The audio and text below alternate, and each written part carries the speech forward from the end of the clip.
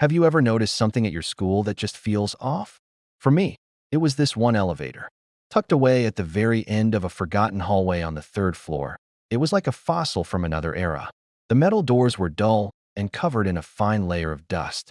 The call button was this sad, unlit circle of plastic, and the overhead light flickered like it was about to give up. I'd been at this school for 3 years, and I'd never seen a single person use it. Not once. It was just there. People would walk right past without a second glance. Teachers, students, janitors, nobody ever mentioned it. It was our school's silent, weird monument to nothing. One Tuesday afternoon, I was walking back from the library, cutting through that empty hallway to save some time. My mind was on a history test I had coming up. As I walked past the old elevator, lost in thought, something happened that made the hairs on my arm stand up. Ding! The sound was so clear and sharp in the quiet hall. I stopped dead in my tracks. My heart started pounding. The dusty old doors slid open, smooth and silent. But the inside, it wasn't what I expected. There was no dust, no flickering lights. It was spotless. The walls were polished steel, glowing with a soft, warm light. It looked brand new, almost futuristic. It was cleaner than my own room. Taped to the wall was a small, neatly printed sign that read, "Select your experience." Experience? What kind of elevator says that?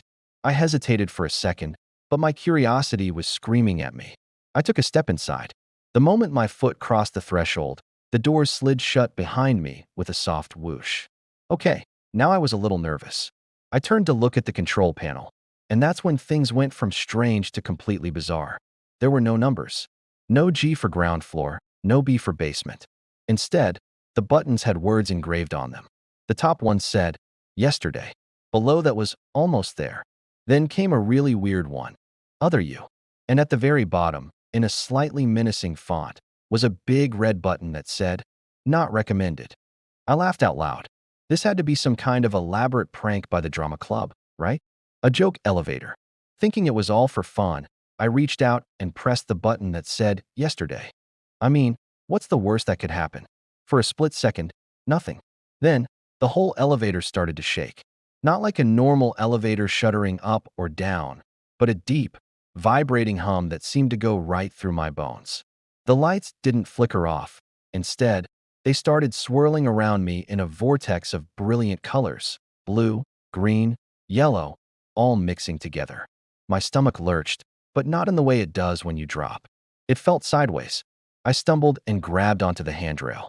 That's when I heard it. A voice outside the elevator doors. It was faint, but I recognized it immediately. It was my own voice. I was talking to my friend Leo about the history test. But I had that exact conversation yesterday, right in this hallway. My brain was screaming, "This is impossible." The elevator wasn't going up or down. It was moving sideways through time. With a final, gentle jolt, the movement stopped. The swirling lights faded back to that soft, warm glow. Ding! The doors slid open again. I cautiously peeked out. I was standing in the same hallway, but the afternoon light was different. And then I saw him. Me. I was seeing myself from yesterday. I was sitting in Mr. Harrison's classroom, right by the window, listening to his lecture on ancient civilizations. It was surreal. My past self looked bored, just like I remembered feeling. Then, he let out a huge, loud sneeze. ACHO. I remembered that sneeze. Mr. Harrison paused and said, "Bless you, Mark." Now, as I was saying, the aqueducts were a marvel of engineering. Every single detail was exactly as it had happened. A crazy idea popped into my head. I could warn myself. I could tell myself the answers to the history test. I took a step out of the elevator, opened my mouth to shout, but before I could say a word, an invisible force yanked me backward. The doors slid shut, and I was trapped inside again. Panic started to set in. Okay, this wasn't a prank. This was real. My heart was hammering against my ribs. I needed to get back. Back to my own time, my own reality. I frantically looked at the buttons again. Yesterday was a bad idea. Almost there sounded way too vague. And not recommended was definitely off the table. That left one option. Other you. What could that even mean? A different version of me? A better one? A worse one? I had no idea, but it was the only button that didn't seem actively dangerous. Taking a deep breath, I pushed it. This time, the ride was different. The elevator moved smoothly, but the lights shifted from a warm white to a deep, electric purple. The air grew cold. The hum was lower, more intense. It felt like I was being pulled apart and put back together again. When the doors opened this time, the scene was familiar but wrong. It was my school hallway, but it was buzzing with people I'd never seen before. They were all dressed stylishly, laughing and confident. And then I saw him, leaning against a locker. It was me, but not me. This version of me was taller, for starters. His hair was perfect, effortlessly cool. He wore a leather jacket and had this easygoing, confident smirk on his face.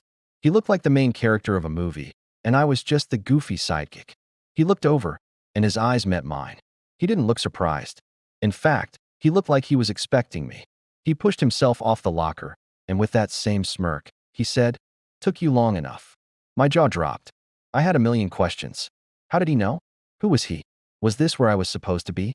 Before I could even form a single word, that same invisible force grabbed me again. "No, wait." I yelled, but it was too late. I was sucked back into the metal box, and the doors slammed shut. My chance was gone. As I stood there, catching my breath, a new voice echoed through the elevator. It was robotic, cold, and emotionless. One journey per customer. Trial period has now ended. I looked at the control panel. All the buttons had gone dark except for one. The big red button at the bottom, the one that said "Not recommended," was now flashing with an urgent, pulsing light. It was practically screaming at me. It was the only way out. I didn't want to press it, but what choice did I have? I closed my eyes and slammed my hand down on the flashing red button. The world exploded into chaos. The elevator dropped, shot sideways, and then felt like it was flipping end over end. The lights strobed red, and a blaring alarm sound filled the tiny space. I was thrown against the walls, completely disoriented. It felt like an eternity, but it was probably only a few seconds. Then, with a loud clank, everything stopped. The doors slid open with a groan. I stumbled out, falling onto the dusty floor of the forgotten hallway. I was back. Everything looked normal. The flickering light, the dusty doors, it was all exactly as it had been. It was as if the whole thing had been a crazy, vivid dream. I scrambled to my feet, my heart still racing. I pulled out my phone and switched on the front-facing camera, just to make sure I was really me. And that's when I saw it. My reflection stared back at me, but something was different. My hair had a little more style. My posture seemed a bit straighter. There was a faint, almost unnoticeable hint of that confident smirk I'd seen on the other you. It was like a tiny piece of him had come back with me. I turned to look at the elevator one last time. Taped to the door was a new sign, one that wasn't there before. It read, "Closed for upgrades." As I turned and walked away, my mind reeling, I heard one final, soft sound from behind me. Ding. It sounded like the elevator was laughing at me. Thanks for watching. If you've ever seen something unexplainable, let me know in the comments. And don't forget to subscribe for more strange stories.